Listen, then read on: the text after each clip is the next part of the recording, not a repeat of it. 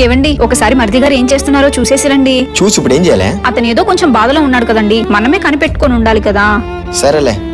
ఎందుకు శివ ఇలా బిహేవ్ చేస్తున్నాడు? నేను హర్ట్ అవుతానని తెలుసు కదా. ఈమె ఎంత బాగా రిసీవ్ చేసుకుంది. కానీ శివ ఎందుకు ఆమె పైన అంత కోపం పెంచుకుంటున్నాడు? శైలు చెప్పింది కరెక్టే, శివ ఎవరు చెప్పినా వినడు. నేను ఒకసారి చెప్పి చూస్తా. శివ ఏం చేస్తున్నావు? శివ నిన్నే ఏం చేస్తున్నావు? ఓ అమ్ములునా?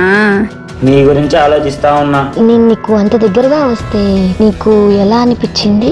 చాలా రోజులైంది కదా నిన్ను చూసి, అందుకే దగ్గర అవుదాం అనుకున్నా.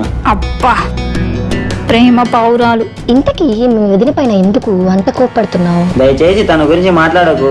అసలు నీ ప్రాబ్లం ఏంటో నాతో షేర్ చేసుకోవచ్చు కదా. నా ప్రాబ్లం ఎవరు తీర్చలేరు, ఎందుకంటే నా ప్రాబ్లమే మా అన్న. ఇంకా మా అన్నని పెళ్లి చేసుకున్నా మా వదిన. నా ప్రాబ్లం నేనే సాల్వ్ చేసుకుని నీకు కాల్ చేస్తా.